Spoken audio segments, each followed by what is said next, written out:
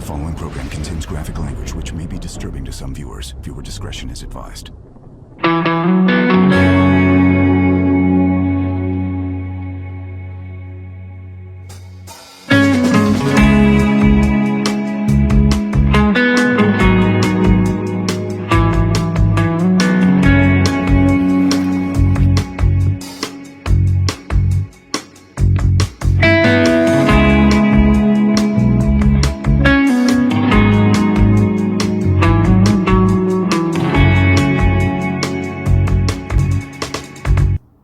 In 1888, a killer was on the loose, a faceless killer who targeted prostitutes throughout the foggy streets of London. In 1968, he was remembered, but then they gave him the wrong name. And then in 1988, he came back again. Who was this killer? Where did he come from? What was his motive? Well, tonight, maybe, just maybe, you'll find out yourself and be able to put the clues together. This evening, we will be sharing with you Stephen King's short story, Strawberry Spring. And, well, our culinary dish is something just a little bit stranger. And along with that, we may have some stranger things yet to come on top. So, please stick around and we'll see you after the break. This is the Café Noir.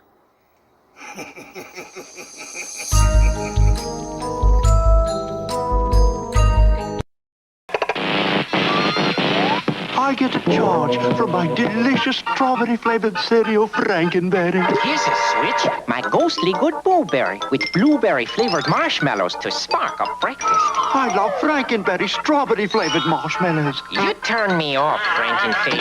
Fiffleberry Boo. I'm in the dark. Me too. Me three. Oh, you can enjoy this nutritious breakfast with blueberry. Frankenberry.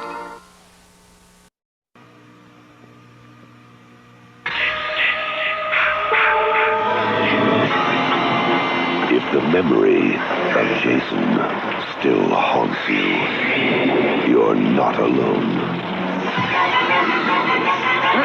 Friday the 13th, Part 5, A New Beginning.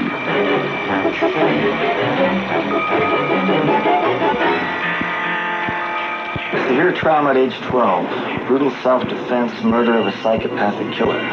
Boy, they've given him every therapy they can think of. Just wonder his mind isn't fried with all the drugs they've given him.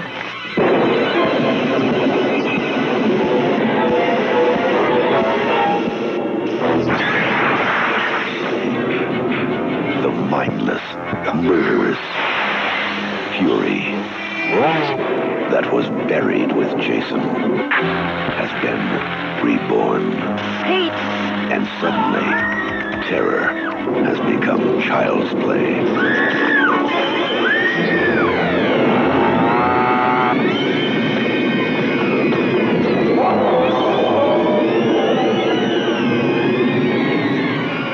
Friday the 13th, Part 5, A New Beginning. Friday, March 22nd at a theater near you. Check newspapers.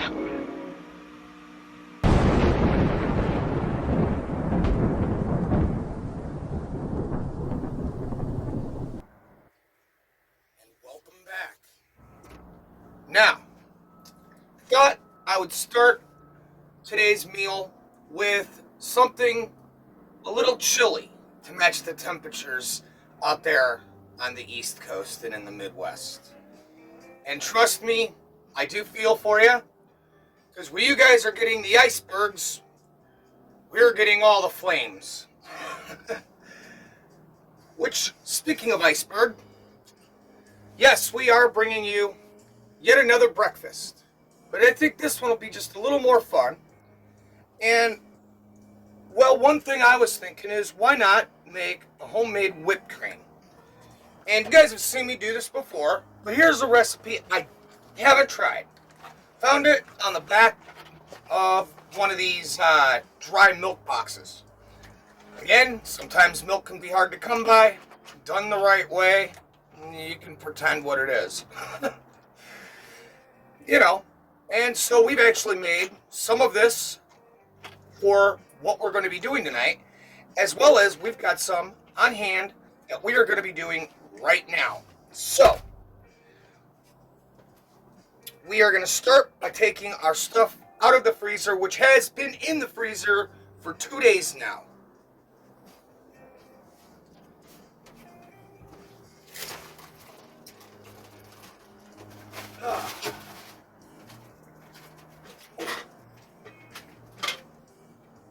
Damn, these things are fucking cold.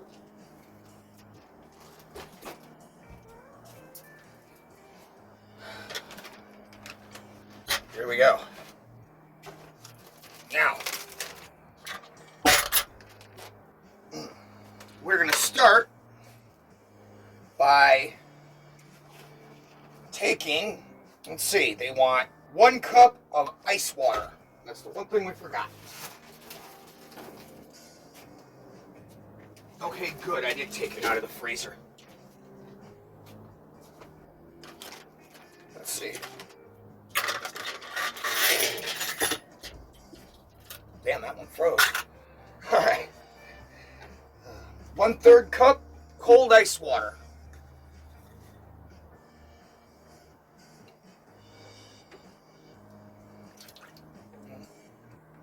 A little more drop because I didn't exactly fill it up.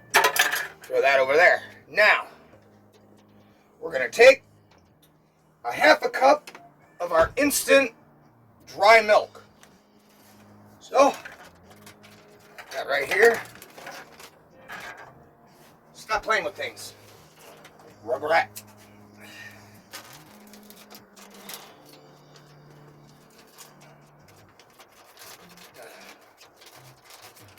Gotta be honest. This thing, even when it's open, is almost impossible to rip. Don't mind our company. She has been a nuisance since last night. She thinks everything's a toy.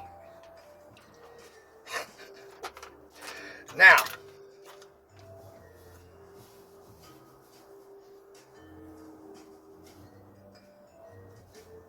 that looks pretty even. So, there you go. Throw that guy in there. Now we take some confection sugar. We got 1/4 cup, which I actually filled up and put in the freezer along with everything else to freeze overnight. Just to make sure it stays chilled.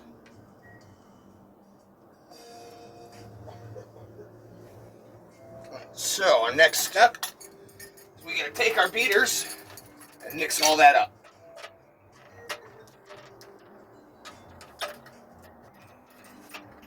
Damn, these fuckers are cold. That little cat's gonna really get on my nerves.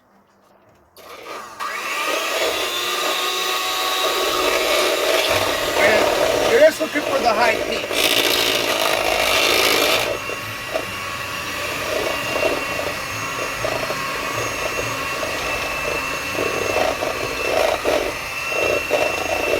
Alright, now that that's mixed up, we're going to add our sugar first. Damn, that really did freeze. Now we're going to take and we're going to add a 1/2 tablespoon of pure vanilla extract. We happen to have that on hand too. Holy shit, those are cold. There we go, 1/2 teaspoon. What the hell happened to my banana extract?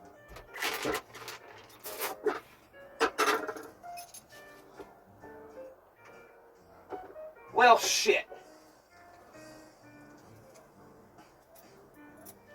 Can't seem to find the vanilla, so we'll use banana. That's strawberry. Oh, there it is. Technical difficulties here in the kitchen, as always.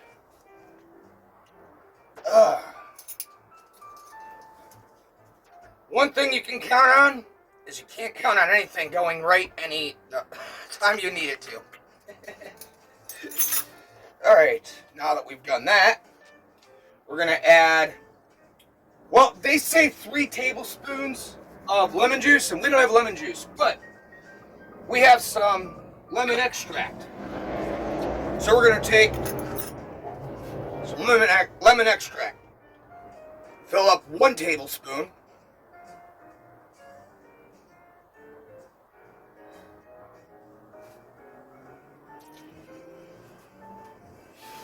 and then, you know what? Let's just do 1 more vanilla and call it even Steven.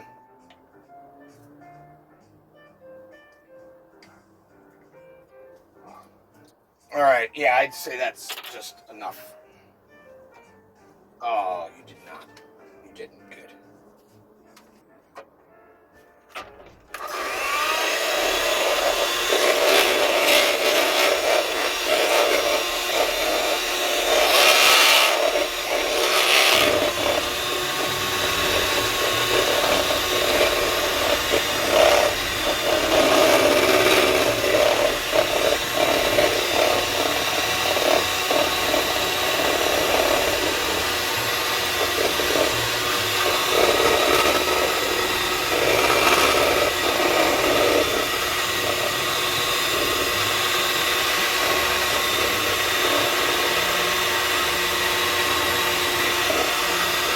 I don't think it worked.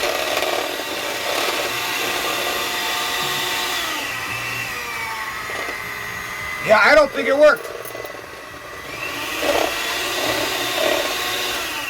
Okay, so while I figure this out, I suppose I can introduce tonight's story. Stephen King wrote this back in his early years, and it appeared in the same book as we read from last week, Night Shift.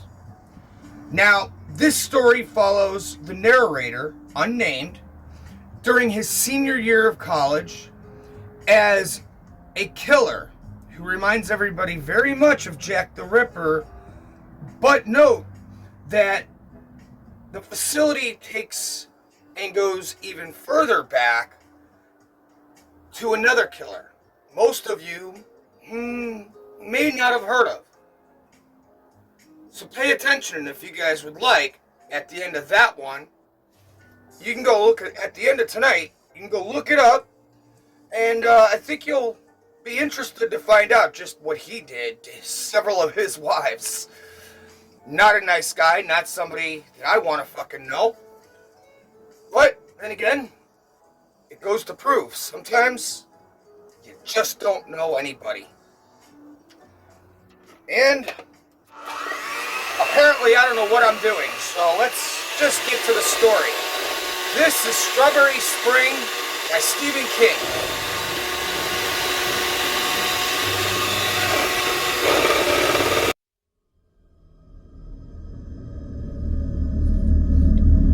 Strawberry Spring by Stephen King. Spring Hill Jack. I saw those 2 words in the paper this morning, and my God, how they take me back. All that was 8 years ago, almost to the day. Once, while it was going on, I saw myself on nationwide TV, the Walter Cronkite Report, just a hurrying face in the general background, behind the reporter, but my folks picked me out right away. They called long distance. My dad wanted my analysis of the situation. He was all bluff and hearty and man-to-man. My mother just wanted me to come home. But I didn't want to come home. I was enchanted. Enchanted by that dark and mist-blown strawberry spring, and by the shadow of violent death that walked through it on those nights 8 years ago. The shadow of Spring Hill Jack. At New Sharon, the Strawberry Spring began on March 16th, 1968.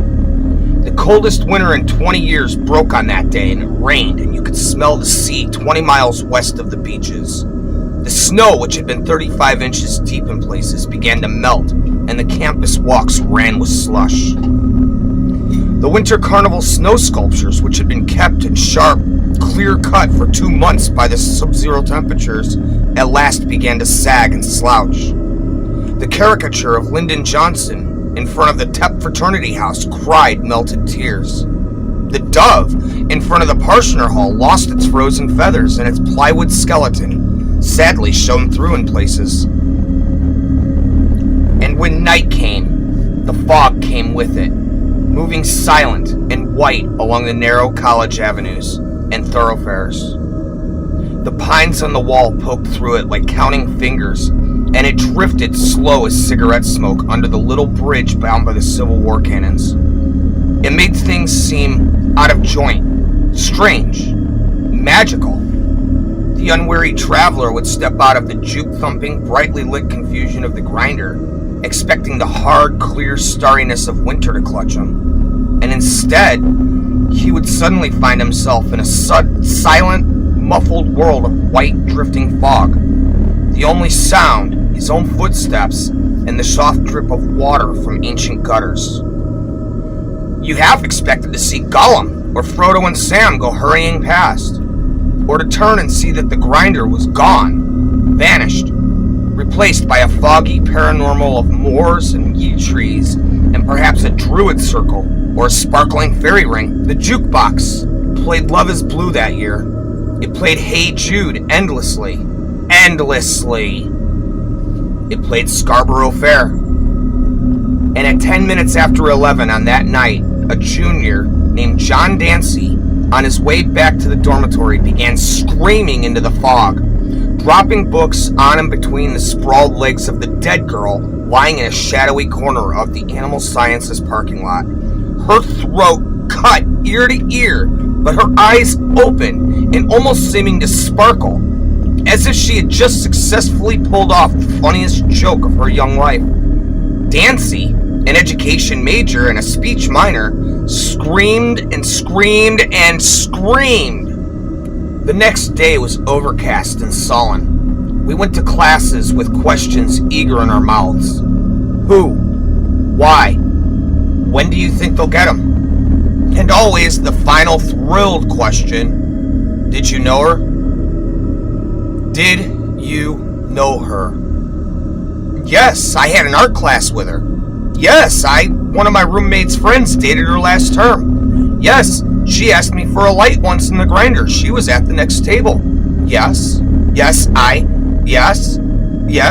Oh, yes, We all knew her. Her name was Gail Kerman, pronounced Kerman. She was an art major. She wore granny glasses and had a good figure. She was well liked, but her roommates had hated her. She'd never gone out much, even though she was one of the most promiscuous girls on campus. She was ugly but cute. She had been a vivacious girl who talked little and smiled seldom. She had been pregnant and had leukemia. She was a lesbian who'd been killed by her boyfriend. It was Strawberry Spring, and on the morning of March 17th, we all knew Gail Kerman. Half a dozen state police cars crawled onto campus. Most of them parked in front of Judith Franklin Hall, where the Kerman girl had lived. On my way past her to my 10 o'clock class, I was asked to show my student ID. I was clever. I showed him the one without the fangs. Do you carry a knife? The policeman asked cunningly. Is it about Gail Kerman? I asked after I told him that the most lethal thing on my person was a rabbit's foot keychain. What makes you ask? He pounced. I was 5 minutes late to class. It was Strawberry Spring, and no one walked by themselves through the half-academical, half-fantastical campus that night. The fog had come again, smelling of the sea, quiet and deep. Around 9 o'clock, my roommate burst into our room where I had been busting my brains on a Milton essay since 7. They caught him, he said. I heard it over at the grinder. From who? I don't know, some guy. Her boyfriend did it. His name is Carl Amalara. I settled back, relieved and disappointed. With a name like that, it had to be true. A lethal and sordid little crime of passion. Okay, I said. That's good. He left the room to spread the news down the hall. I reread my Milton essay, couldn't figure out what I'd been trying to say, tore it up and started again. It was in the papers the next day. There was an incongruously neat picture of Amalara, probably a high school graduation picture, and it showed a rather sad-looking boy with an olive complexion, dark eyes, and pockmarks on his nose. The boy had not confessed yet, but the evidence against him was strong. He and Gail Kerman had been arguing a great deal the last month or so, and had broken up the week before. Amalara's roomie had said he'd been despondent. In a footlocker under his bed, police had found a 7-inch hunting knife from L.L. Bean's, and a picture of the girl who had apparently been cut up with a pair of shears. Beside Amalara's picture was one of Gail Kerman. It blurrily showed a dog, a peeling lawn flamingo, and a rather mousy blonde girl wearing spectacles. An uncomfortable smile had turned her lips up, and her eyes were squinted, one hand on the dog's head. It was true then. It had to be. The next morning, the clamor in the hall woke me. I blundered out of bed to see who had been drafted, combing my hair with both hands and running a fuzzy caterpillar that had craftily replaced my tongue across the roof of my dry mouth. "He got another one," someone said to me, his face pallid with excitement. "They had to let him go." "Who go?" "Amalara," someone said gleefully. "He was sitting in jail when it happened." "When what happened?" I asked patiently. Sooner or later I would get it. I was sure of that. "The guy killed somebody else last night, and now they're hunting all over for it." "For what?" The pallid face wavered in front of me again. "Her head! Whoever killed her took her head with him!" New Sharon isn't a big school now, and it was even smaller then.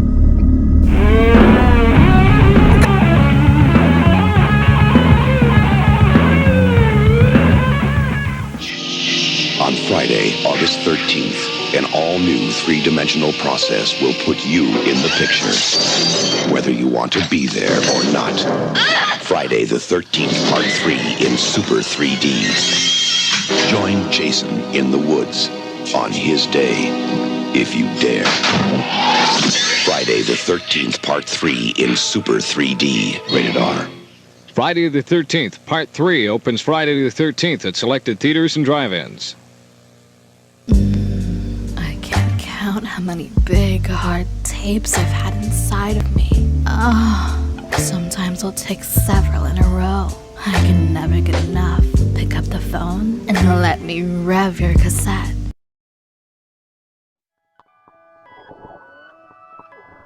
There's good reason for my glistening skin, and how I shine, and how my pores are so clean and clear.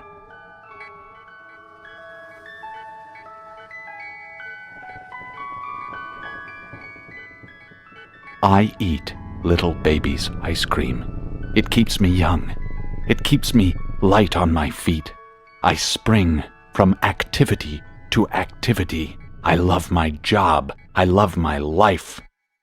When you eat little baby's ice cream, you'll wink and nod and hug and high-five each other with great enthusiasm. This is a special time. Little baby's ice cream.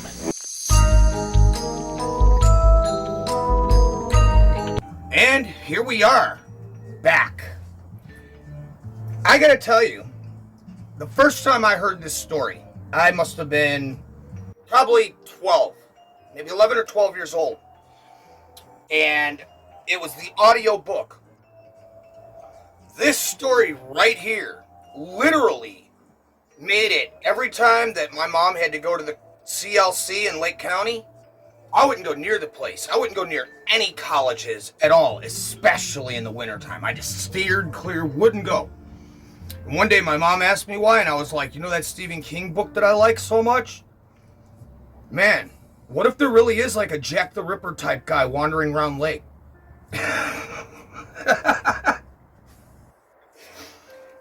And you know, if you take a good hard look at Round Lake Beach, you guys will know exactly what I'm talking about. It's not hard to believe now. That was the 80s. So we're going to start by making our blueberry muffins. Again, just got a cheap mix. We're not going to doctor that up much, but instead of using water, we're going to use our dried milk that we turned into milk last night. Now, to make sure that we can compensate for the extra liquid, because I don't want to have extra, we're going to add our food coloring to our mix. So before we pour that milk, we are going to take and we're going to drop, I don't know, just a whole bunch of blue in there. Fuck it, let's make it fucking really blue, like Smurf cum blue. Something like that. Now, we're going to take a half a cup of milk.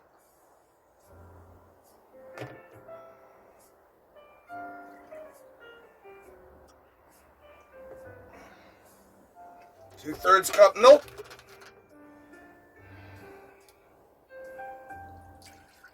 Oh yeah, look at that. Oh yeah. And now, our mix. Now, a lot of people like to whisk. I would normally whisk, but I want these to come out a little fluffier, especially since I am using the milk instead of water. See, water keeps it real thin, and even though it's powdered milk, it's still going to be thicker than the water. So we're just going to blend these on a low real quick. If you were listening, did you guys notice during the story how when they were talking about how everybody thought they caught them and they're all excited, only to find out a couple days later, no, guy killed somebody else, they had to let Amalara go. That's the problem with rumors spreading. And I think, now this is my opinion, but that's the biggest reason liberalism is spreading like the Black Plague. Because, quite frankly, most of liberalism is founded on lies, deceit, fake news, and false information. Just an opinion. Alright, that looks good. So, alright. Take these. Got our pre-sprayed pan here. And the way I'm going to do this is to make sure I don't have too much of a mess.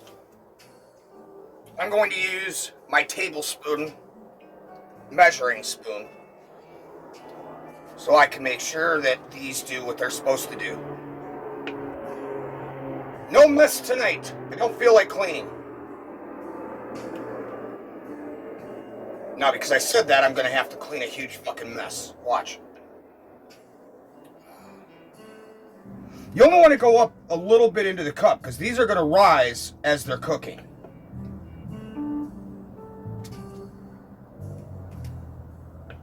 Of course, that's with these cups. Now, if you guys will get a good look here, I've got a skull mold, latex mold thing, and this guy right here, we're still learning how to make these skull molds work without being fucked up and psycho. As you guys well know, every single time we use these, there's a mess at the end. So I'm going to go up about that high. No, maybe that's too high. Here, let's pull some of that out. There, about that high.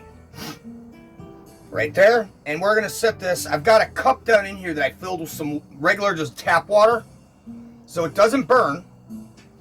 And we're going to slide that in on top of the cup, and that's going to keep it sturdy in our oven while we're cooking. Now, let's get the rest of these filled up. And I don't know about you guys, but the more I listen to this, the more I am getting involved. And I got to thinking, shit, I just made a fucking... we're going to have to come back after these messages. We'll see you right here in the Café Noir after I clean this mess. Ah, shit. Damn it.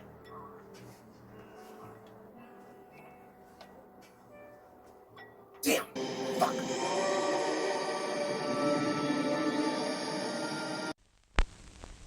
Feeling warm, come and see my charm. If you're feeling hot, don't talk a lot.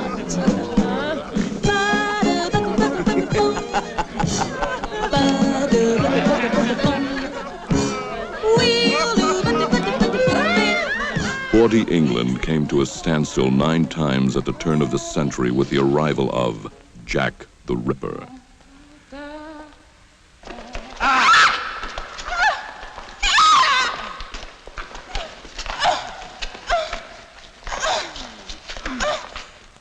He left no clues, no leads, just a ghoulish sight of mutilated prostitutes' bodies.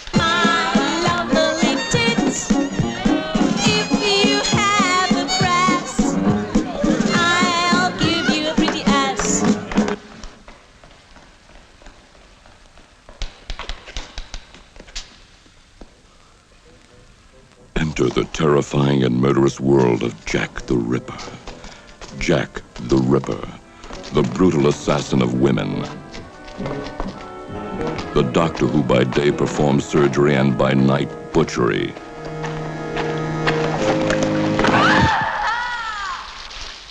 What are you gaping at? I think there's a shark in the Thames. What do you mean? A shark called Jack the Ripper. We must notify Scotland Yard. I saw him kill the girl. It's clear the killer is Jack the Ripper. It was Jack the Ripper.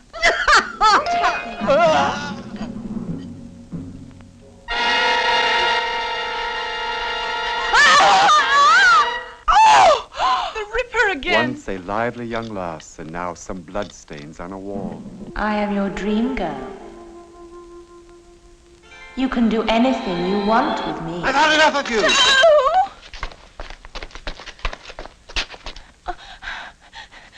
Please, not that. Doctor, escape! The police are here!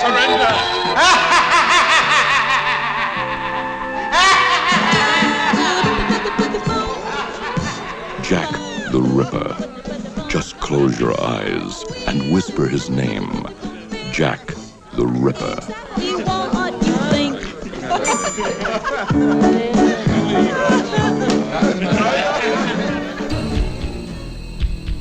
100 years ago, there was a series of murders so grisly. Some theorize that Jack the Ripper was a medical man. I believe that would also apply in this case. Human mutilations so meticulous. My brother didn't kill anybody. That an entire city was paralyzed in fear. Now, 100 years later to the day, the Ripper has returned.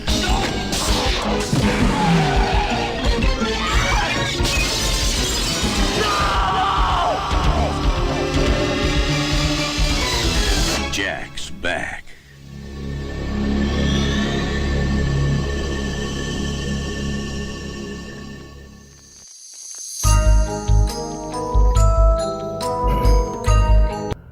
And welcome back. Now, you know, I had to kind of bring the fog out from the story. And as we sit here and we watch as it just swivels around, taking up the screen, imagine being in an empty street in 1968.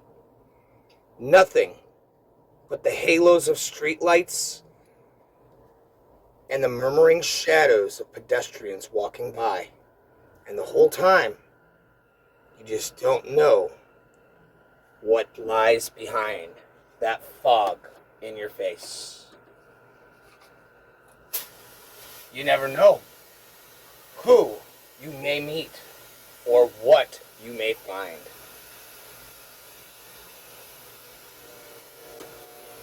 You know, There's still just too much light. Let's fix that.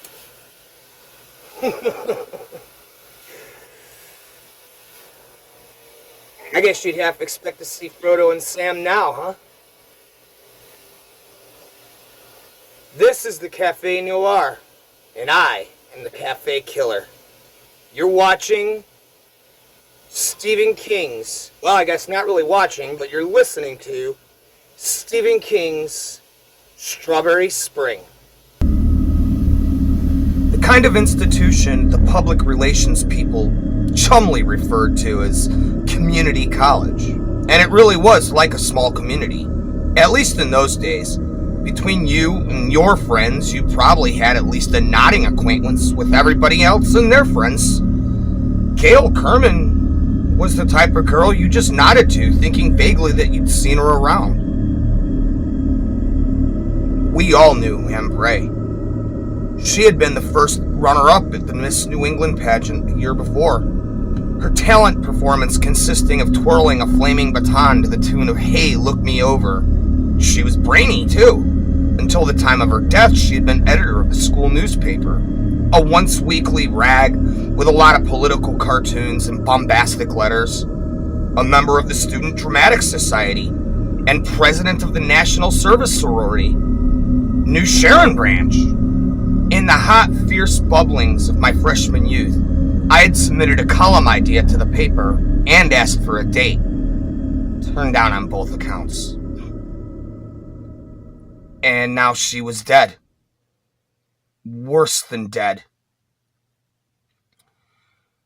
I walked to my afternoon classes like everyone else, nodding to people I knew and saying hi with a little more force than usual, as if it would make up for the close way I was studying their faces, which was the same way they were studying mine. There was someone dark among us, as dark as the paths which twisted across the mall and wound around the 100-year-old oaks in the quad in the back of the gymnasium, as dark as the hulking Civil War cannons seen through the drifting membrane of fog. We looked into each other's faces and tried to read the darkness behind one of them. This time the police arrested no one. The Blue Beetles patrolled the campus ceaselessly on the foggy spring nights of the 18th, 19th, and 20th. Spotlights stabbed into the dark nooks and crannies with erotic eagerness. The administration imposed a mandatory 9 o'clock curfew. A foolhardily couple was discovered necking in the landscape behind the bushes north of the Tatum Alumni Building. They were taken into New Sharon Police Station, grilled unmercifully for 3 hours. There was a hysterical false alarm on the 12th when a boy was found unconscious in the same parking lot where the body of Gail Kerman had been found. A gibbering campus cop loaded him into the back of his cruiser, put a map of the county over his face without bothering to hunt for a pulse, and started toward the local hospital, sirens wailing like a seminar of banshees. Halfway there, the corpse in the back seat had risen and asked hollowly, Where the hell am I? The cop shrieked and ran off the road. The corpse turned out to be an undergrad named Donald Morris, who had been in bed the last 2 days with a pretty lively case of the flu. Was it Asian that year? I can't remember. Anyway, he'd fainted in the parking lot on his way to the grinder for a bowl of soup and some toast. The days continued, warm and overcast. People clustered in small groups and had a tendency to break up and reform with surprising speed. And the speed with which rumors swept from one end of campus to the other began to approach the speed of light. A well-liked history professor had been overheard laughing and weeping down by the small bridge. Gail Kerman had left a cryptic 2-word message written in her own blood on the blacktop of the Animal Sciences parking lot. Both murders were actually political crimes, ritual murders that had been performed by an offshoot of the SDS to protest the war. This was really laughable. The new Sharon SDS had only 7 members. One fair-sized offshoot would have bankrupted the whole organization. This fact brought even more sinister embellishment from the campus right-wingers. Outside agitators. So during those queer, warm days, we all kept our eyes peeled for them. The press, always fickle, ignored the strong resemblance our murderer bore to Jack the Ripper and dug further back, all the way to 1819. The police announced that they were assaulting plainclothes detectives, men and women about, and took half the police cars off duty. The campus newspaper published a strong, indignant, if slightly incoherent editorial protesting this. The upshot seemed that with all sorts of cops masquerading as students, it would be impossible to tell the real outside agitator from the false one. Twilight came, and the fog with it, drifting up the tree-lined avenues, slowly, almost thoughtfully, blotting out the buildings one by one. It was soft, insubstantial stuff, but somehow implacable and frightening. Spring Hill Jack was a man. No one seemed to doubt that. But the fog was his accomplice. And it was female, or so it seemed to me. It's as if our little school was caught between them, squeezed in some lover's embrace, part of a marriage that had been consummated in blood. I sat there and smoked, and watched the lights come on, growing in the darkness, and wondered if it was all over. My roommate came in and shut the door quietly behind him. "It's going to snow soon," he said. I turned and I looked at him. "Does the radio say that?" "No," he said. "Who needs a weatherman? Have you ever heard of Strawberry Spring?" Maybe, I said. "A long time ago. Something grandmothers talk about, isn't it?" He stood beside me, looking out the creeping dark. "Strawberry Spring is like Indian summer," he said. "Only much more rare. You get a good Indian summer in this part of the country once every 2 or 3 years. A spell of weather like we're having is supposed to come only 8 or 10. It's a false spring, a lying spring, like Indian summer is a false summer. My grandmother used to say Strawberry Spring means the worst of the norther is yet to come. And the longer it lasts, the harder the storm." "Folk tales," I said. "Never believe a word of it." I looked at him. "But I'm nervous. Are you?" He smiled benevolently and stole one of the cigarettes off the open pack on the window ledge. "I suspect everyone but me and thee." And then his smile faded a little. "And sometimes I wonder about thee." After these messages, We'll be right back. This is an effort to reach men and women who served in the United States Armed Forces. It concerns benefits reserved exclusively for honorably discharged veterans aged 30 to 75. Please use the toll-free number to respond. Call now for free information on a veterans-only life insurance plan that costs just $1 a week. When you qualify, you lock in the highest possible benefit amount available to you. These veterans' life insurance benefits are guaranteed never to go down. You are eligible if you served during peacetime or war, active duty or reserves, or any branch of service. Call now, and you'll also get a free guide to veterans' benefits that explains government benefits you may be entitled to collect. Only veterans, their spouses, and widows aged 30 to 75 qualify for this exclusive offer. Term life insurance for just $1 a week. Don't wait.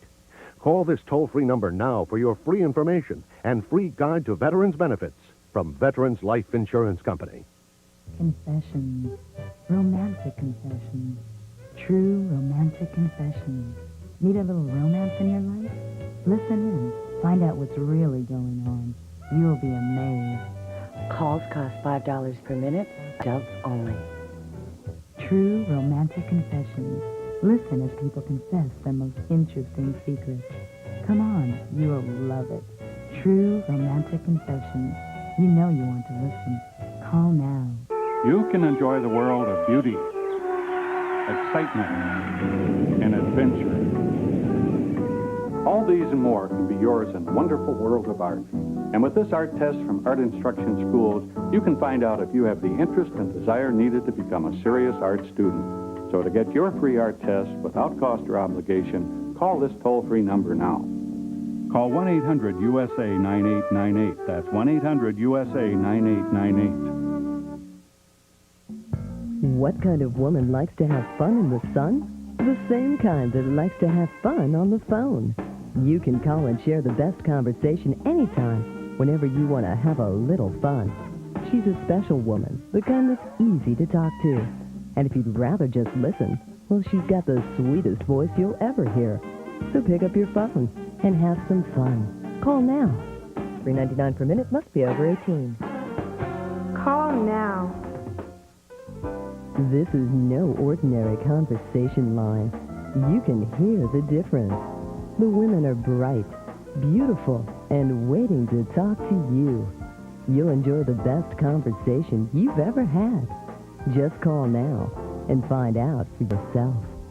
The right woman makes all the difference in the world. First 18 seconds free. $3.99 per minute, must be over 18.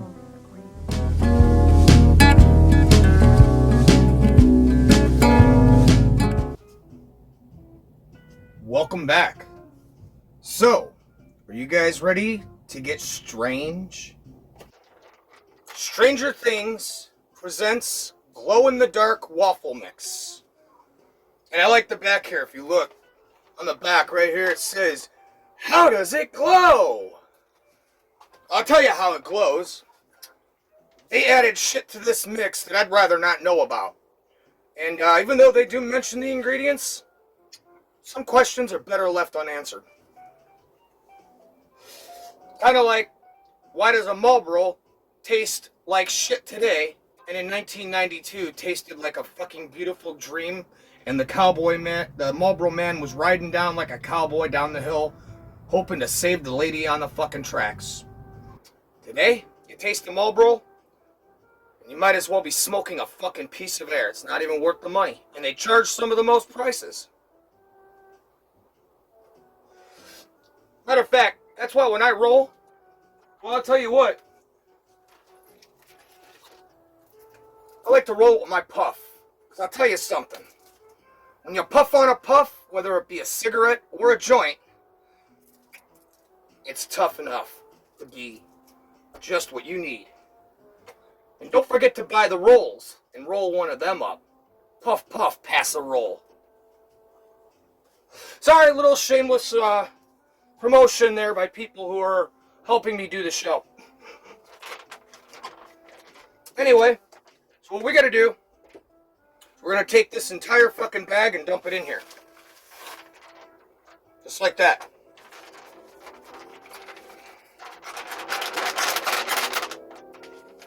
There we go.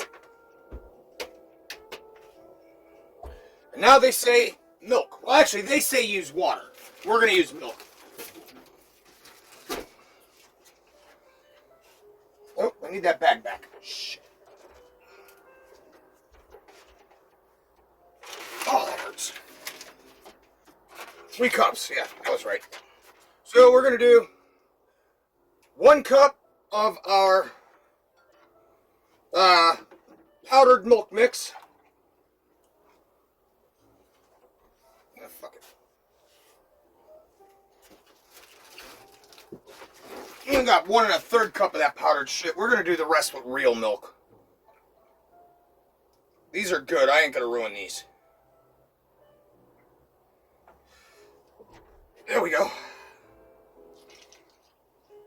There we go. 2 cups of milk. Gotta go for 1 more.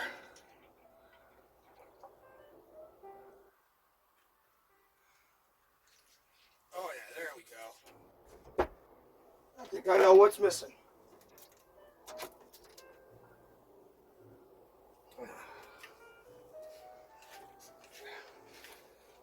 Okay, mix this up real good. It says don't beat out the lumps, so we're not going to beat out the lumps. And I've just got to see. I've just got to see for my own self.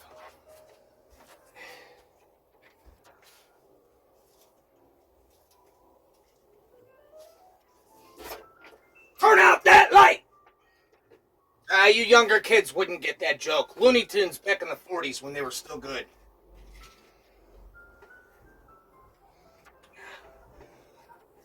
Alright, we'll get you guys a better look at this at the end of the show.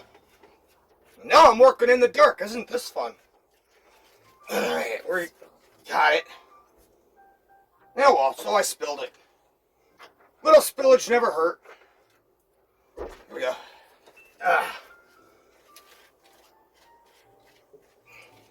And there you guys go. If you can look down here on that little camera, this is what our mix looks like.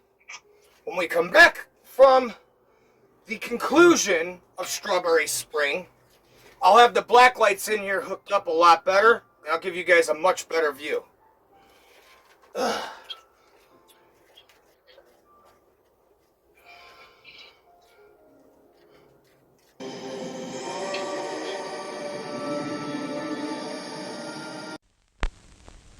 Feeling warm, come and see my charm. If you're feeling hot, don't talk a lot.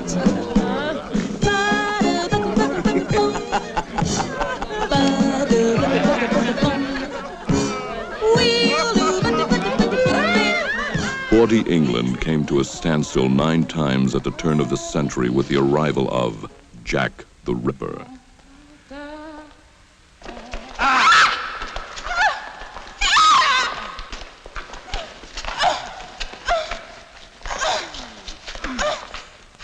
He left no clues, no leads, just a ghoulish sight of mutilated prostitutes' bodies. Lovely tits. If you have a brass, I'll give you a pretty ass.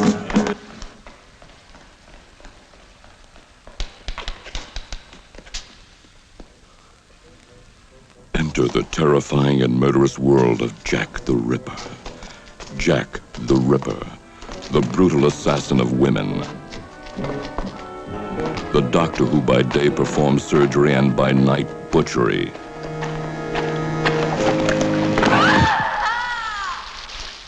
What are you gaping at? I think there's a shark in the Thames. What do you mean? A shark called Jack the Ripper. We must notify Scotland Yard. I saw him kill the girl. It's clear the killer is Jack the Ripper. It was Jack the Ripper.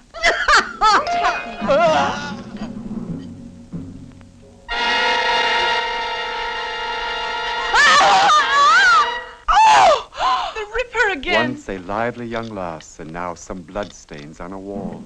I am your dream girl. You can do anything you want with me. I've had enough of you.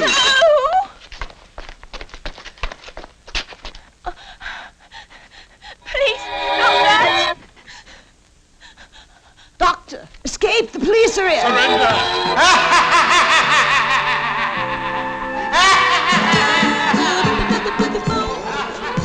Jack the Ripper. Just close your eyes and whisper his name. Jack the Ripper. You want what you think.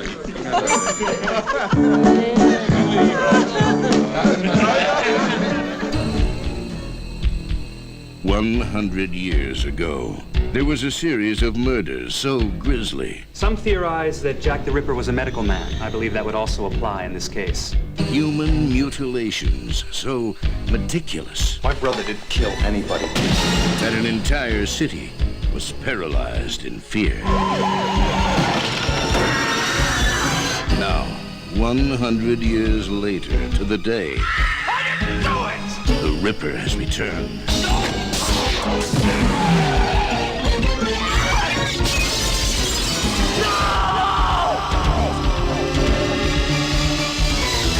Jack's back.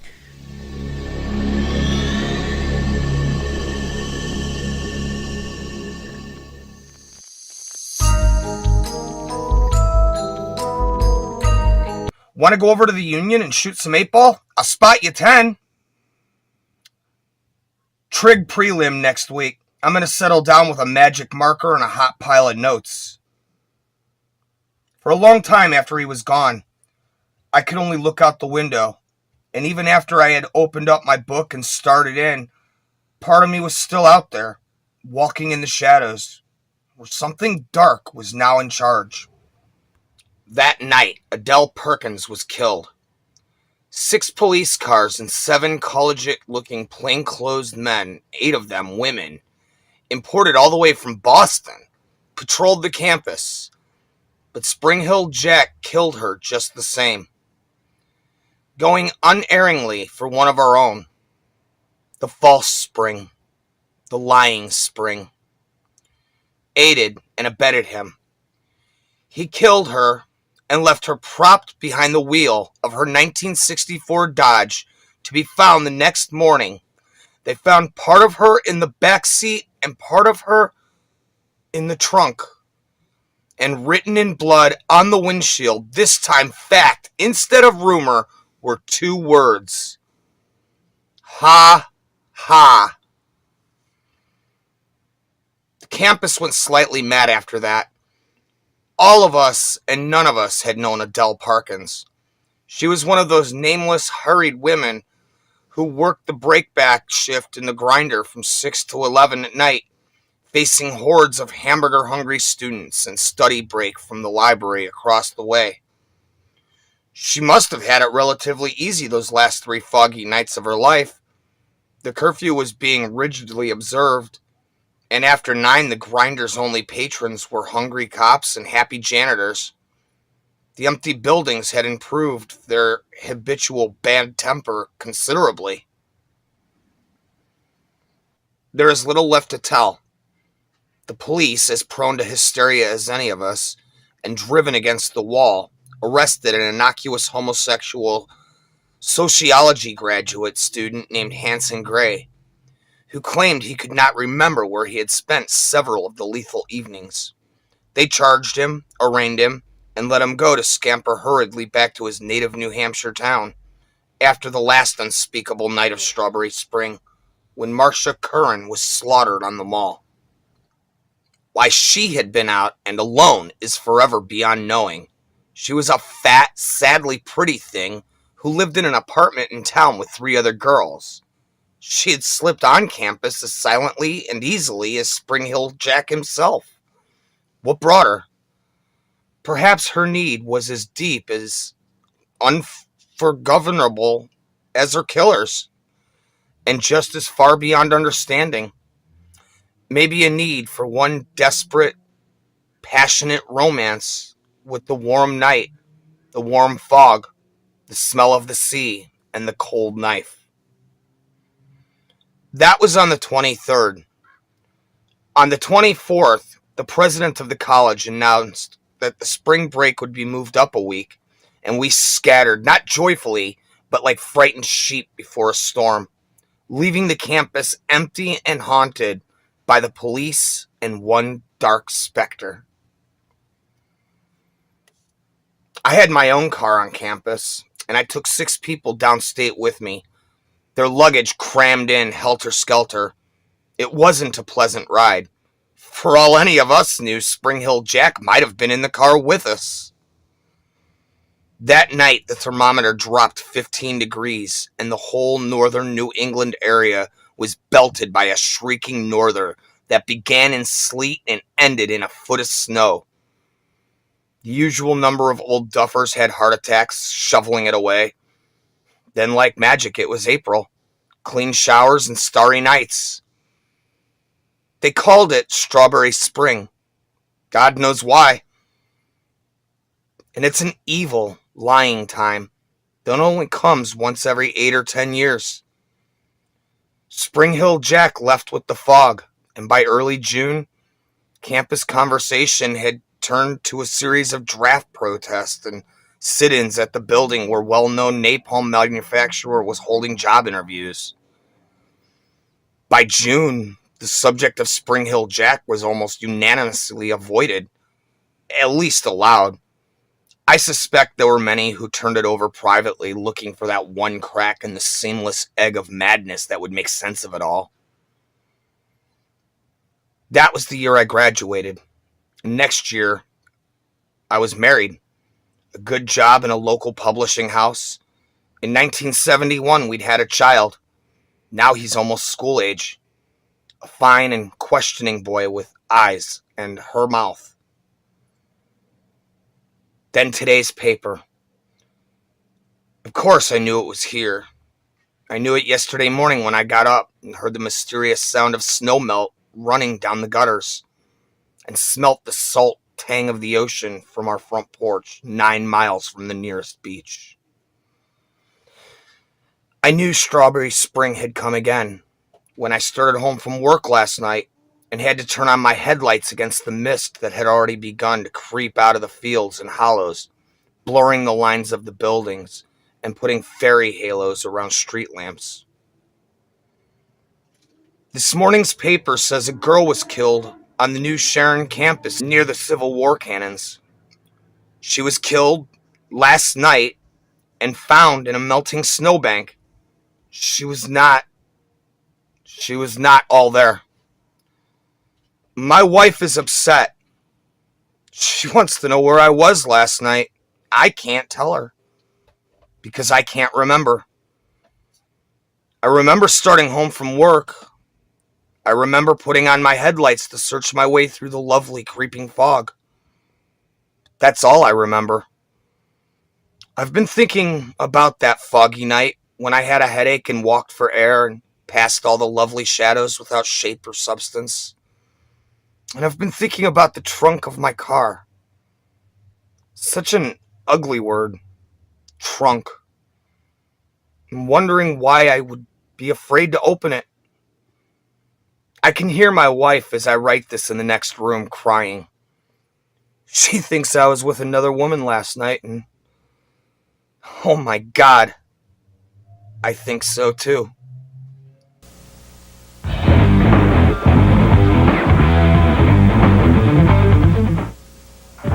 Big news about the World Wrestling Federation. Now you can get a front row seat to the WWF's most exciting action-packed matches as the greatest superstars in the WWF match up for non-stop fast-paced action. And it's all on a special video collector's series, not available in any store at any price. It's the WWF Collector's Edition, and it's yours now at the special introductory price of just $4.95. Yes, just $4.95 brings you your first exciting video, the best of WrestleMania. 60 minutes of legendary action featuring the Macho Man Randy Savage squaring off against the $1 Million Man Ted DiBiase for the Undisputed Championship. You also see Jake the Snake unleash his secret weapon in a thriller versus Andre the Giant. The emotional reunion between Miss Elizabeth and the Macho Man, plus much, much more. Just $4.95 brings you all this non-stop action forever on video cassette. This special WWF Collector's Edition video series is not available in any store at any price.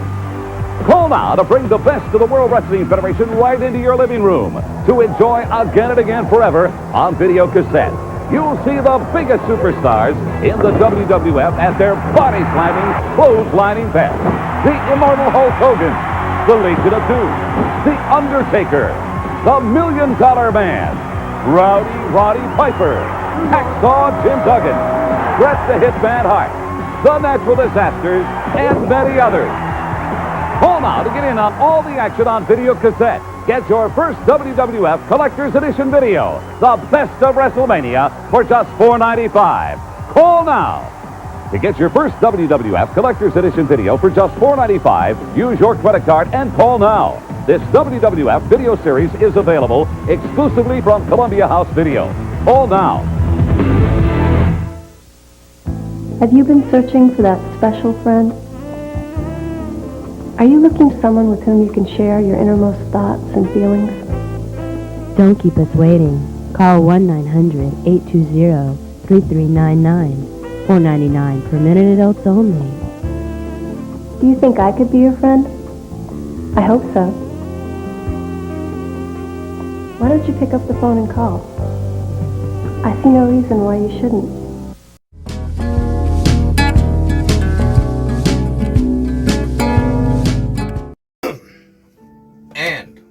welcome back.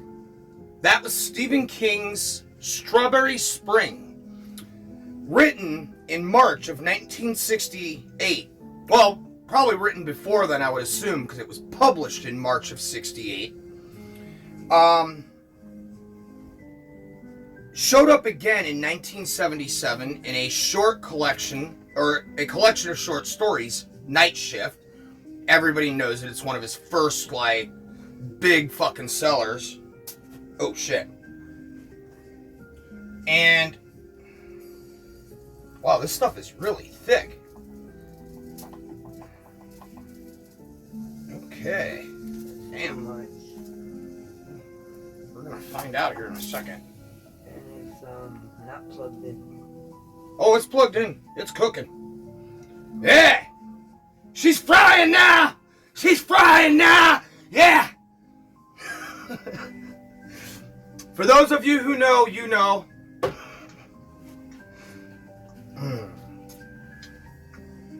But, no, this story has always intrigued me. Always. And it's always been, probably in my opinion, one of his most scary stories, next to another feature I would like to eventually narrate and bring to you guys here. Any of you who may be familiar with the new Creepshow series on Shudder, one of their first episodes they did was a rendition of Gray Matter, about a man who got hurt at work, started taking to the drinking, and then one day, after sending his boy out for a case, gets a bad can. Well, he keeps getting that bad can, and eventually nature is known to take its course. So we're hoping to bring that one to you guys sometime in the next month or two, but that's one that's going to take some time to do the work so that we can bring you quality visuals and quality audio, just like we try to always give you quality food. Let's see here. Whoa. There we go. That's a hot little bitch. Whew. So let's spray this down again, and we'll start another cut. Start another one. Now, for those of you watching, we're going to have that little camera here, and you'll be able to get a better look at what I'm doing here.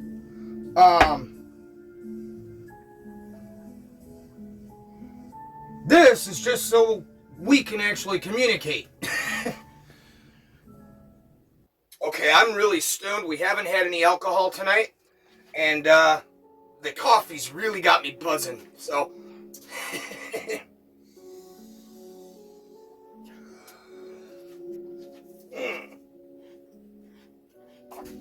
Alright. Got another one going in there. Shit, did I spray that? Yes. Okay.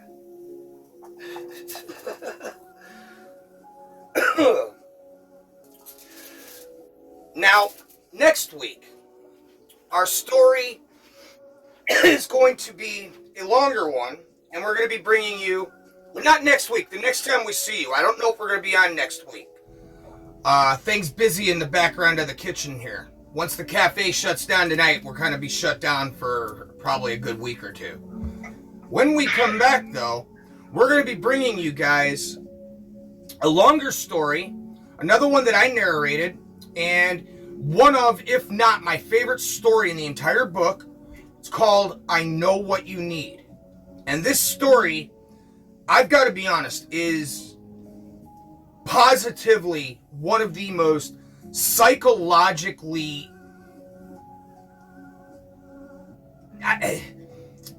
what's the word I'm looking for?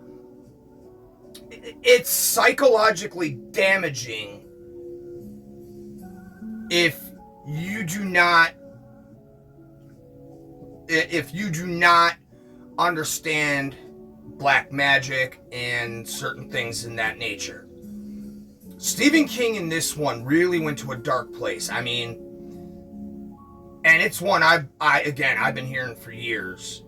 And this one in particular, I didn't even hear the audio I had read the short story, because the same time I got that audio book, I had the book.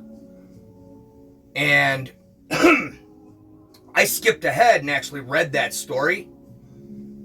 That story, it will rip your head apart if you don't understand certain things. And we're going to be kind of going over a lot of that as the story progresses, because there's a lot of misconceptions and a lot of fucking falsities. Me personally, I don't dabble in it, but I understand it. As far as my religious beliefs, well, let's just say I'm happy enough to give you my political beliefs. I don't feel the need to get into religion. I know there's somebody up there, and somehow or other I pissed him off. We're going to leave it at that.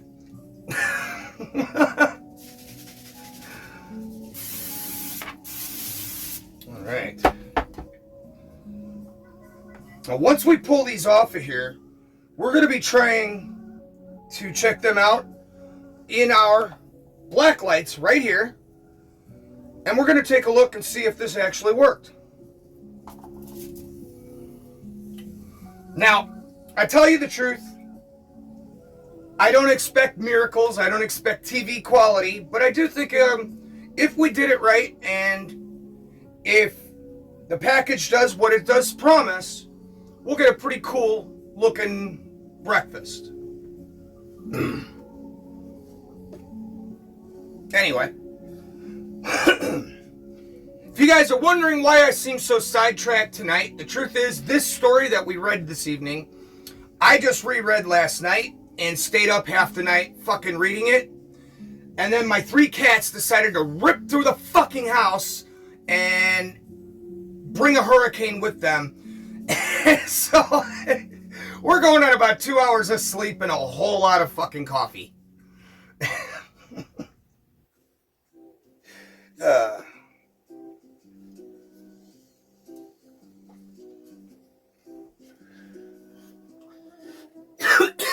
Oh shit!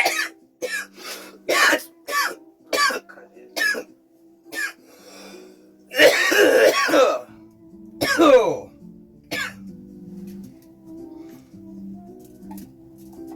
Not quite yet. Yeah, we're gonna make a few more of these waffles, and you know, actually, I think this is probably a good time to go to a commercial break while I collect my thoughts and we get a couple more of these done and prep our black lights. Oh, and before I let you guys go, one thing just kind of occurred to me when we were hanging out a second ago. Oh shit. Did you guys notice in the story how there were little hints throughout the narrator's thoughts and reactions, right down to, I was clever. I showed him the one without the fangs. You know? Or in the hall, or in the dorm room, when everybody's running through and they're like, they caught him. He's like, caught who? What? And he just, later on, as he describes that he had a headache, he walked for air all the way to the end. And he starts thinking about the trunk of his car. And another dead girl, 8 years later, is found by the same cannons. There's subtle hints throughout the whole story telling you that the narrator is the killer. So one thing I challenge you guys to do is right here on this channel, down somewhere, if you scroll down my list of videos, you will find that story. Just the narration, no kitchen. I challenge you guys to go back, check that out, listen to it, and then come back here and leave me some comments of your thoughts in the description below. And for those of you out there who are listening tonight and really into the story, I'd like to hear your thoughts tonight as we're watching and hanging out live, right? And let me know what you guys think. Give me your opinions. I'd like to hear it. But anyway, yeah, this is a point where I'm going to take a break. And Yeah, we'll talk to you guys in a minute. Ah, shit! At Domino's, we took all the best things about pizza and put them on our new crispy loaded tots. Melty cheese, melty cheese. Mouth-watering toppings, mouth-watering toppings. Potato, potato. Try our new crispy loaded tots with your favorite pizza. Only at Domino's.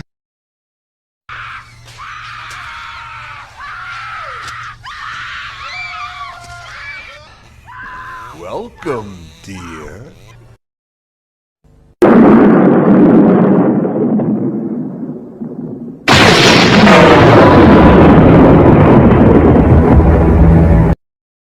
Avoid the Noid.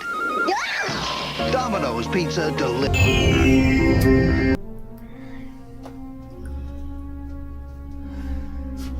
You know, here in the kitchen, we seem to run into all kinds of problems. Several disasters a night. And I'll tell you, after a long night in a hot kitchen or over a hot grill, nothing tastes better than the smooth, all-natural flavors of Montego cigarettes. See, when my granddaddy was young, he liked his Chesterfields. When my daddy was young, he liked his Camels. Me, I was always partial to Marlboro. And then I found Montego.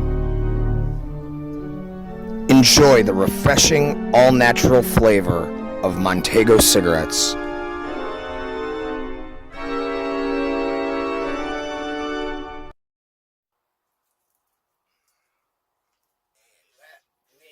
Five. You know, when I want to smoke a joint, I like to puff. It's the one and only paper out there that truly lets you know that you're smoking quality. And remember, the American way always was quality. So, the next time you run out to the store, grab yourself a pack of puff. And if the puff just isn't your thing, and you just want a good old-fashioned cigarette, well, my friends, we got you covered there. Try a roll. Roll that up and have yourself a smoke out of a quality paper. Puff and roll are now available in select locations. And don't forget to try the Kings. All natural 100% hemp.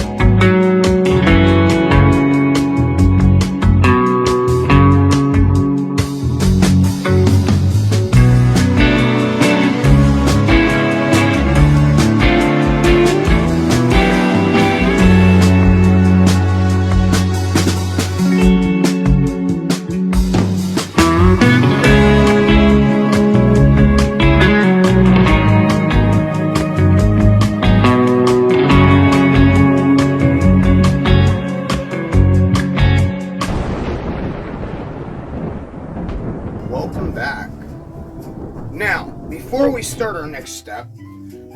I added that piece because I didn't want to have commentary there. I wanted to get a good, honest look myself. So now I'm asking you guys, what'd you think? You know, did they glow? Could they have glowed better? So, you guys tell me what you think, and if you guys have tried this at home, tell me what you think and what I should do. In the meantime, it was still cool. I'm still going to enjoy them. In fact, I did get a little taste behind the scenes, and they weren't bad. Now,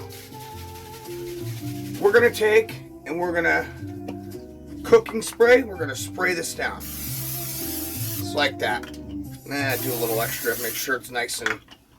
Don't want any more of an extra fucking...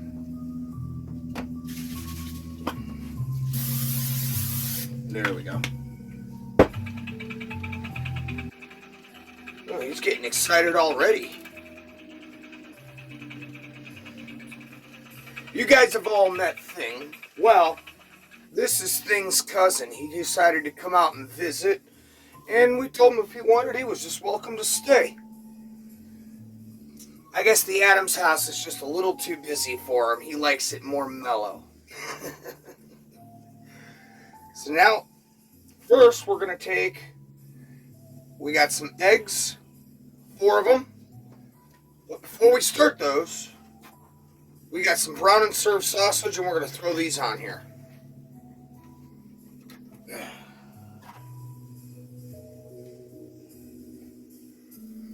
you go. Give those a chance to cook nice and...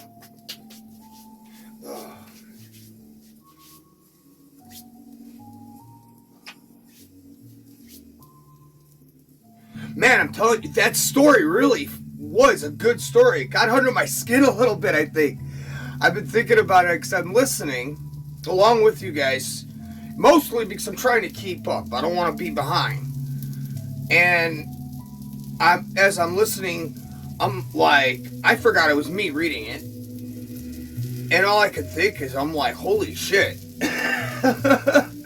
Especially out here where I live in California, some of those foggy mornings, it can kind of get like that. I've gone out there sometimes just to grab a morning fresh breath before my coffee. It's so foggy, you can't even see across the parking lot. It's like, holy shit. It almost makes you think of The Fog. I'm not talking about the new remake or whatever. I won't even give these remakes a time of day. I don't like remakes. That's not necessarily true. I have seen 3 movies that were remade from the original that are actually very good movies. 3 movies. The first one is the remake of the original Night of the Living Dead in 1990. George Romero's original classic was redone by Tom Savini. Everybody who knows Tom Savini, he did Friday the 13th makeup work. In fact, he created the very first Jason as a child that comes up out of the lake and grabs Alice and drags her back down at the end of the movie. The Boy. What about The Boy? He did that work. Well, he went back and he remade that movie with George Romero's help. That was an awesome remake, and in fact, that was one I appreciate. That not only did they redo it shot for shot, but they actually got actors who looked like the original cast. But at the same time, I also like how, where in the 1968, the chick is just basically kind of fucking useless, right? Now in the new one, I like how 45 minutes in, she's just like, you told me to fight. Well, I'm gonna fight. Anybody out there totally, matter of fact, check this out. Like, nope, that's Stephen King. Where'd it go? It's down this way. Here we go. Down here with the Evil Dead. Nope, that's Psycho. There we go. Ow! This, right here. Night of the Living Dead, George Romero's classic. be careful, by the way. There are several DVDs and Blu-rays out there that are fucked up. The lighting's fucked up. Especially the newer editions. This one's an older edition. I was very lucky to find this. Believe it or not, I found this at Dollar General. $10. So, I was lucky. But this movie right here, this is a remake that I love, and I can actually appreciate as much, if not a little bit more, than the original. Another one would be House on Haunted Hill. I like how they got that dude that looked a lot like Vincent Price. I could almost see some of the woke stuff going on or whatever. But at the same time, like, it was done so well. And the effects that were going into it. And the way they presented it, it was like, wow, dude, that's cool. That is a good, well-made movie. If you guys can find it, shit, what was that? The 2006, if I'm not mistaken. It's a 2006 remake. That one, unfortunately, has eluded me on DVD. But that's definitely a good one. Right down to how in the original, the 59 classic, they show you, oh yeah, he's a rich billionaire, this and that, and him and his wife don't get along, and she wants to have this party, and he's like, well, fine. And they have this fight, and it, but they still agree on the guest list, even though she doesn't like it. He's like, well, you want it. These are our friends. This is the way it's gonna be done. And he's a dick, but in the new one, it's really in your face that she's just a cunt. K-U-N-T. And the other one, he's vicious, but in a way he's justified for it. Well, no, he's justified in the first one, and it does come out. Wow, he's really getting excited here. He can smell that sausage. But no, in the original, he's justified, but they leave it to the very end, and it's sort of in your face. Where this one, dude, right from the start, you're just like, God, I can't wait till this bitch gets it. But he's like, they explain his backstory more, where they're like, he does these weird carnival rides. Shit, the ride that's in the beginning, they're on this elevator thing, and then they're going up, like, I guess, like 3 flights or 30 flights or some shit like that. And they're going all the way up, and all of a sudden the shit's breaking, and you're even thinking, watching it on camera, like, you're watching the movie thinking, oh, shit, I guess we're not going to get a movie after all. Well, we know Mr. Price is going to be the one that's haunting the place. And the thing drops, this and that, and right as it's going to hit, you think they're all three going to die. Like, well, I'll let you see. But what I will tell you, the way they did it and the way they proceeded through the whole rest of the movie, it's a great remake. I really do appreciate the movie for what it is. And it's another one, maybe not quite as much as I respect what was done with the 90 version of Night of the Living Dead, but I'll tell you, I respect it enough that I would own it. It's a good movie that I do appreciate, and I watch it on Tubi all the time. I guess Tubi got a free shout out. There you go. But no, I mean that, really. For those of you guys watching, just for the record, because I know I'm getting off track here a little bit cooking these. Normally I do cook my sausage with syrup on the top, and I cook the syrup on it. I'm hesitant to do that because if you look close enough at my grill, I'm not sure if you'll make it out on the TV here on the little screen. There's little black smirches that I still can't get off of it. So I'm hesitant to put the syrup on here and do that again. That's one. that we're gonna end up doing like in a pan. You know.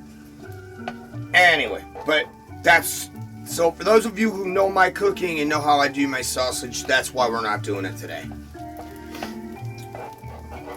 That being said, these are getting really, really good. So I think it's about time that we crank up the heat. Oh! You know, I always say, you can't start a good night without a healthy breakfast. And you know, I think that being said, let's crank it up to nightmare heat. Alright.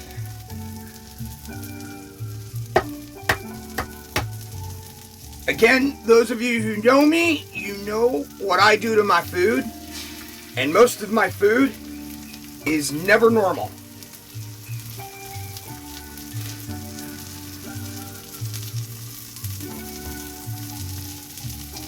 Today being the case as well.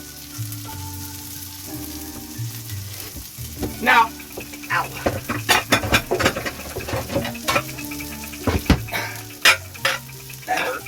The third movie that I would tell you is just as good, or at least just as well respectable as the original, would be 13 Ghosts, which, again, great remake for what it was. I could appreciate it. It was well made. It was done right. Whoop.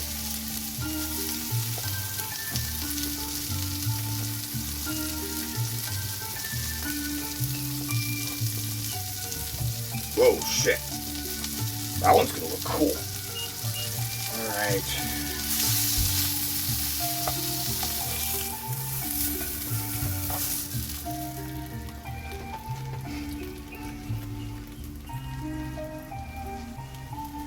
Now, I'm kind of taking the camera from Cam Pam here so I can give you guys a good look at what I'm doing from my end.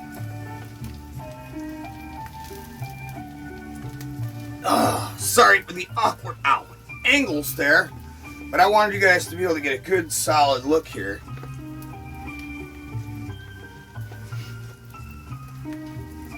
There you go.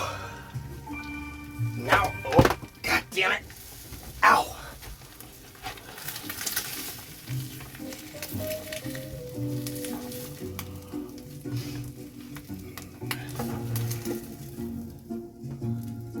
Oh, yeah, there we go. That's one.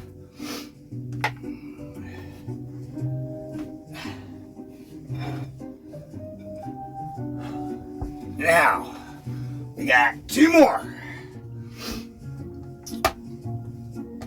Alright, now what was I saying? The remake for 13 Ghosts, I gotta be honest, I love the 1957 classic. Love it. I couldn't love it more. It's one of the most well-made remakes I've ever seen in my life.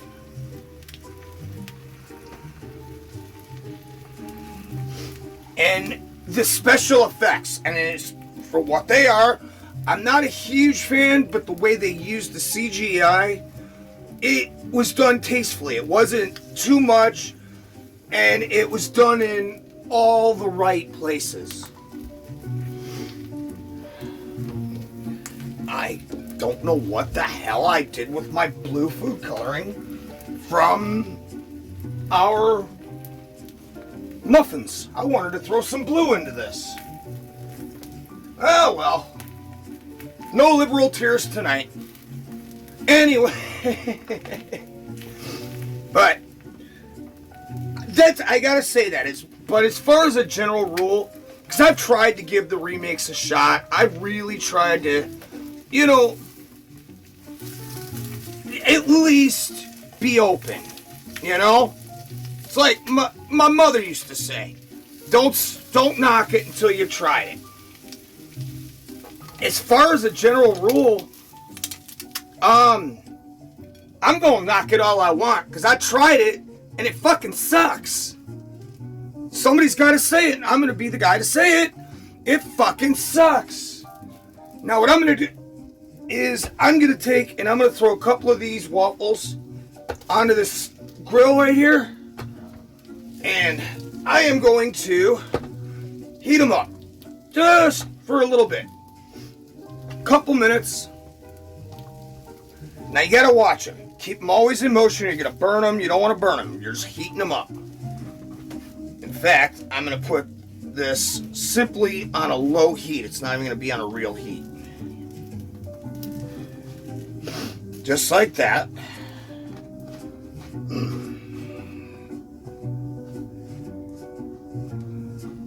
Yeah, I think I like that. That's good.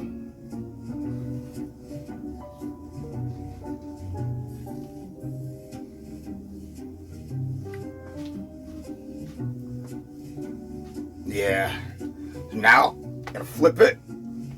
And you'll notice it's kind of charring a little bit. So you really gotta be careful. You've gotta keep this in motion. You don't want to char those.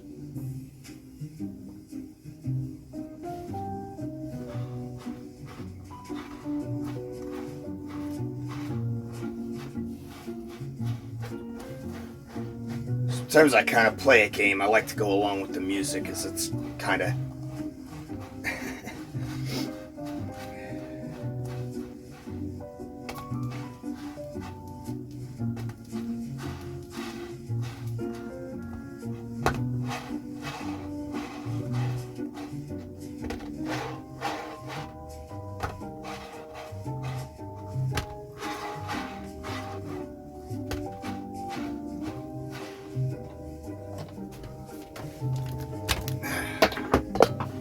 Unplug that. And now we're just going to keep these in motion until the grill starts to cool down. But no, the 13 Ghosts, in fact, if you look it up on YouTube, it is all over YouTube. And 13 Ghosts, you know, the 57 Classic is cool. It's really good story-wise. But this one, I like how they put more thought into how to present the ghosts and make it scary. Make it something like, holy shit, you know what I mean? Alright, flip this over again.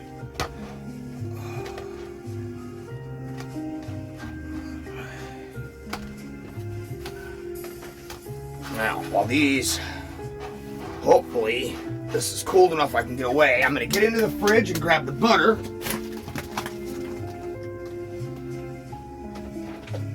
Maybe.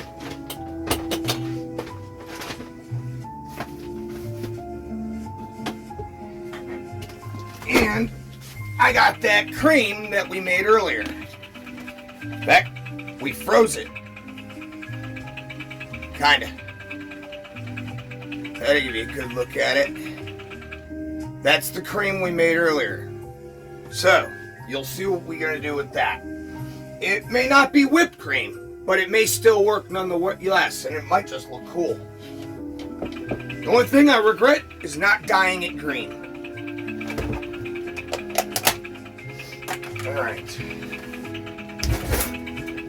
Now, I need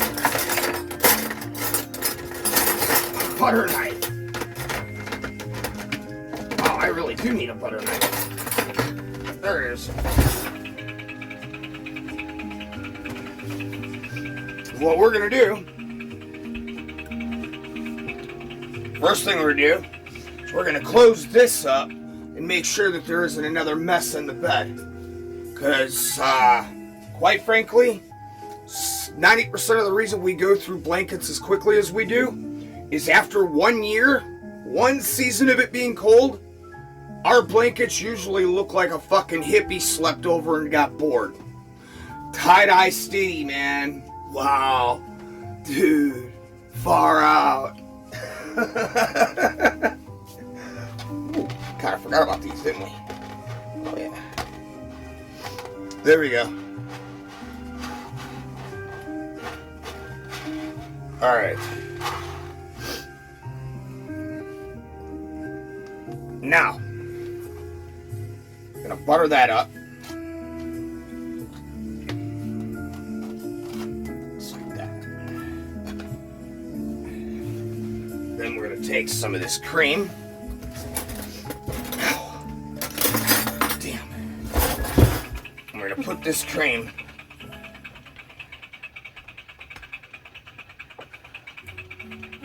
right in on top.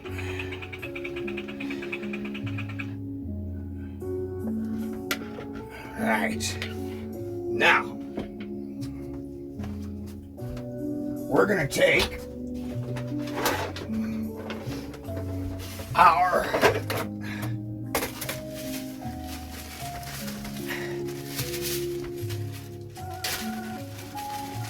candied sugar, colored sugar, whatever you're going to call it. Just a little bit, just like that. Now we're going to take another waffle. We're going to butter that.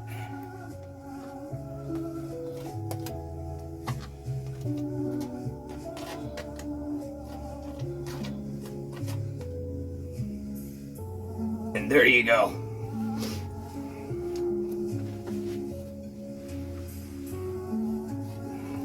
You know what? Let's shed a little extra light on this. Wow, okay, that's a lot of extra light. Okay. Wow. Here you go.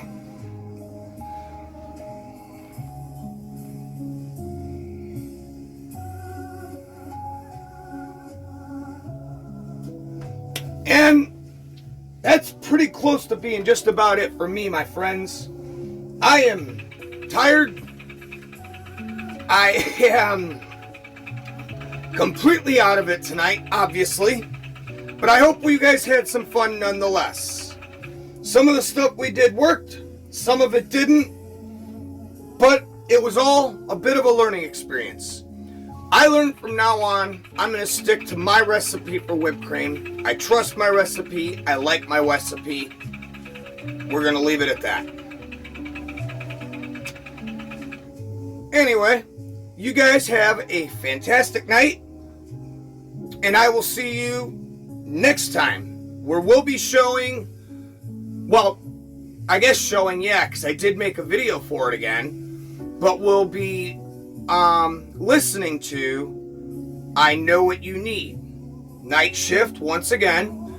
This one in particular, again, it'll kind of get under your skin. It'll fuck with your psyche. So if you're one of those that you're uncomfortable with that subject, I would advise maybe not, you know. But if you're cool with it, come on by. It's a great story, and I think the end of it, there's something about the end of it that just leaves you with that, you feel better. It's not Stephen King's normal, abrupt, oh my god, what the fuck. It's more, you know, he leaves you with something there. And those of you who are familiar with The Grinder and tonight's story, and I think even last week's story, The Grinder makes an appearance in that story as well. So I hope you guys will hang out with us and stick around for that one. Anyway, that's it for me. I'm really done.